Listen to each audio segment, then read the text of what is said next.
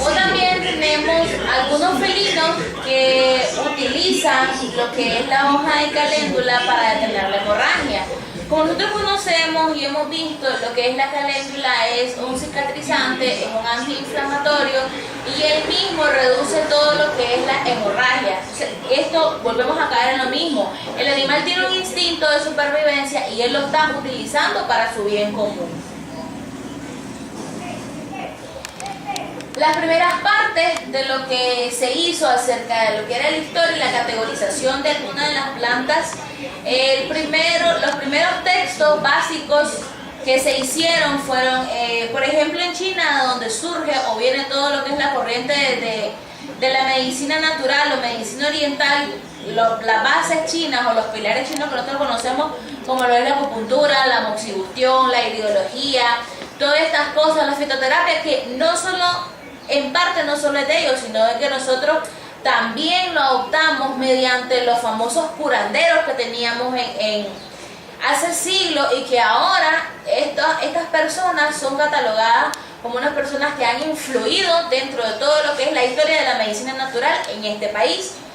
También tenemos algunos países o algunas personas como los egipcios, los griegos, hebreos y romanos fueron los primeros en agarrar todas estas especies, todas estas plantas, categorizarlas y hacerlas así un texto. Posterior a esto tenemos 4 personas muy importantes que fueron los que incluyeron en lo que era la farmacopea de aquel siglo, de aquel tiempo, todo lo que eran las plantas y lo que éstas curaban, o sea, las enfermedades que éstas curaban. Como por ejemplo Hipócrates, que es el primerito considerado sobre todas las cosas el padre de la medicina, y este es el que nos metió todo este rollo de lo que hacían las plantas. ¿Por qué? Porque él mismo lo utilizaba. Después este señor Teofrasto, que él se considera el padre de la botánica porque él es el que comenzó a agarrar una planta, descomponerla y hacer así un sinnúmero de relatos de qué es lo que causaba y qué es lo que ayudaba a esta planta. Galeno y Celso, que más tarde siguieron los trabajos de Hipócrates, y ellos han estado dentro de la historia como los grandes sucesores o grandes expertos en lo que es el campo de la medicina. El primer texto que se escribió, obviamente, sobre plantas medicinales que se encontraron en una tabla de arcilla de más de 4.000 años de antigüedad, y que esto pertenecía a la cultura sumaria, o un pueblo que vivía a las orillas del río Tigris y Éufrates. O sea, estos señores fueron los portadores de esta, más que todo, libro o texto, por decir así, y ellos aquí contenían todo lo que había hecho el trabajo de Hipócrates, y donde él decía qué es lo que habían causado y qué es lo que habían hecho acerca de la categorización de plantas. Posterior a eso tenemos a los egipcios, que utilizaban también las plantas con fines curativos y que lo publicaron todas estas reseñas de lo que ellos utilizaban en el papiro de Ebers, que podemos encontrar una completa lista de plantas medicinales que usaban en aquella época, como por ejemplo lo que era el opio, que según la historia el opio lo utilizaban estos señores cuando tenían, por decir así, alguna enfermedad psiquiátrica o desórdenes psicológicos, que ellos lo categorizaban o decían de que era castigo de los dioses, y que el opio venía a ser una cura temporal, pero lo único que hacía el opio era tranquilizar a estas personas, si bien es cierto que les servía, pero también indirectamente lo estaban drogando. Y también el aloe, que muchas veces agarraban el aloe como un cicatrizante, y que hasta ahora, hoy en día, también lo seguimos utilizando con el mismo fin. Después se dice de que Hipócrates de Cos clasificó los grupos de remedios en varios. Los purgantes, que era cuando tenían problemas de estreñimiento, los nómadas o las personas de aquellos siglos. ¿Por qué? Porque recordemos un poco de la historia. O sea, cuando había una definición de castas, por así decirlo, o por condición social, venía una persona y como era la más grande, la que tenía más posibilidades, él era el que estaba en la cúspide de la pirámide y era el de la casta más alta. Entonces esta persona podía comer a sus anchas, mientras que un plebeyo no podía hacerlo igual. Entonces había mucho consumo de carne en este tiempo. Sin embargo, también estaba lo que era la salud por medio de los alimentos, y que eran unas personas, era más caótico en este tiempo consumir carne que estar consumiendo los vegetales, pero sin embargo había el mismo consumo, y que esta persona, cuando ella pasaba por un proceso de enfermedad, Hipócrates daba algún remedio purgante y esta persona se sanaba. Después tenemos algunos narcóticos que eran los que se utilizaban cuando teníamos personas con desórdenes psicológicos o enfermedades mentales, y los febrífugos, que además de esto, la preparación de estos remedios era sencilla porque se utilizaban vegetales, minerales y algunas sales orgánicas. O sea que este señor agarró todo lo que era la parte de la naturaleza y lo hizo en un remedio. ¿Remedio cómo? Utilizando lo que es la farmacognosia. ¿Y qué es lo que conocemos como farmacognosia hoy en día? Tomar el principio activo de esta planta y convertirlo en un fármaco. Después tenemos lo que era también el Tratado de India, donde en este tratado decía que las plantas eran recolectadas por un hombre puro y religioso.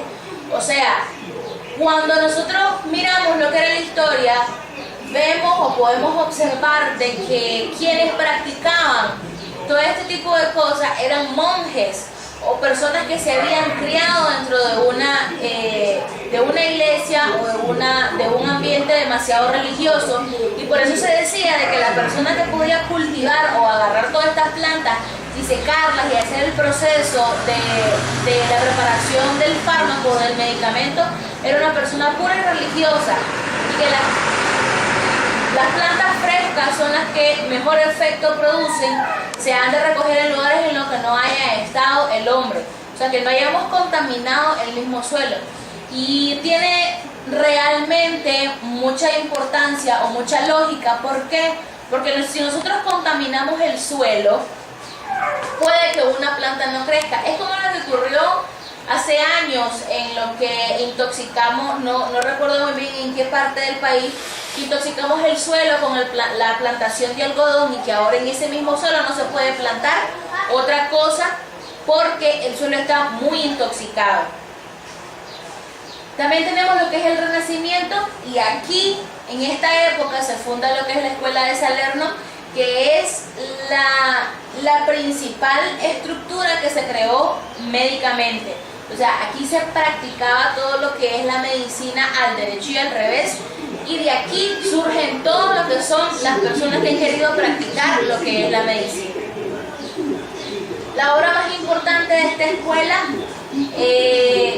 nos instruye sobre las cualidades de las plantas, o sea que dentro de estas mismas se publicaban artículos que tenían que ver con lo que era el uso de las plantas, que si bien es cierto estaban los estudios realizados por Hipócrates, y que además se inician los primeros estudios en el cuerpo humano, como era la disección de cadáveres, o lo que pasó también en la época helénica, que tomaron el cuerpo de una persona que todavía estaba viva y le pusieron delante del pueblo para que el pueblo pudiera ver y pudiera juzgar qué es lo que se estaba haciendo, y esta persona que estaba siendo diseccionada en ese instante todavía estaba viva. Al abrir la caja torácica de esta persona se dieron cuenta de que el corazón aún latía.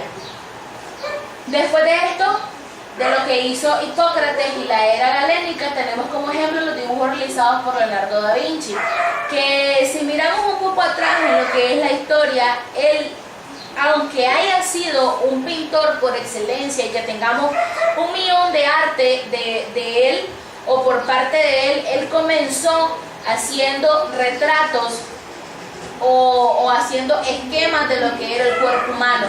Él se inspiró en lo que era el humano y comenzó a dibujar y a pintar todas las partes de él, del cuerpo prácticamente, y es lo que conocemos ahora como una anatomía. O sea, principalmente él fue un anatomista y él fue creando acerca de todo lo que eran los parámetros de músculos, de arterias, de hueso, y ahora lo utilizamos como una anatomía básica. Después de esto, en el siglo XIX se aíslan los componentes de las drogas vegetales y a partir de este momento se produce una sustancial evolución de diversas investigaciones y estudios que llevan al nacimiento de fármacos de síntesis. O sea, que agarraron todo esto y lo comenzamos a hacer como una entidad muy por aparte de lo que era la medicina, o sea, todo lo que conocemos hoy como la farmacognosia, principalmente nosotros con el estudio de lo que son todas las plantas, todo lo que es la farmacología también, de que hay muchos medicamentos que se utilizan a base de los principios activos de plantas, no porque sea simplemente un fármaco. Y que esto es la base de la cura de cualquier enfermedad en los países occidentales.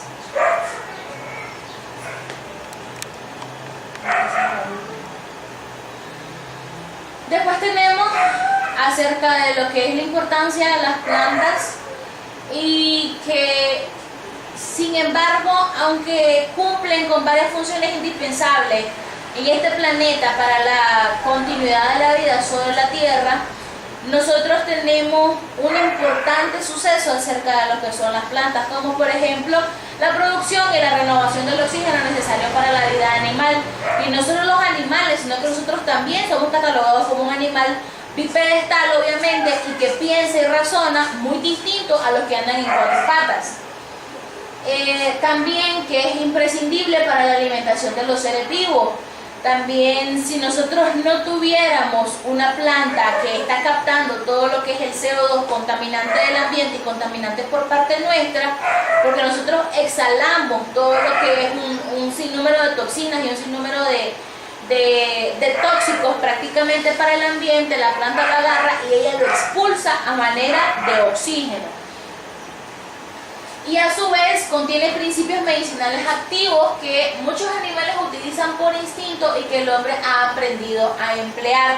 O sea, el animal en su mundo, él está utilizando la planta, por ejemplo, como alimento o como medio para subsistir o para calentarse o curarse, ¿por qué no?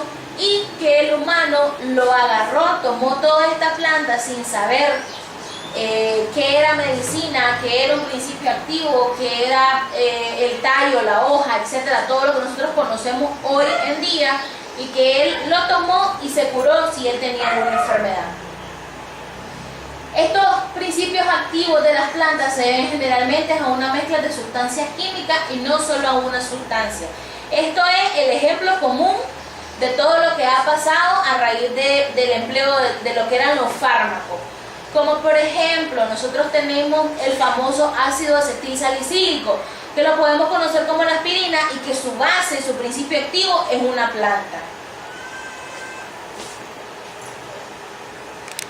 Ahora, dentro de lo que es la historia, nosotros tenemos que llevar en cuenta lo que es la introducción a la botánica, porque esto es la base o nuestro tratado, por decir así, en lo que se basa nuestra carrera.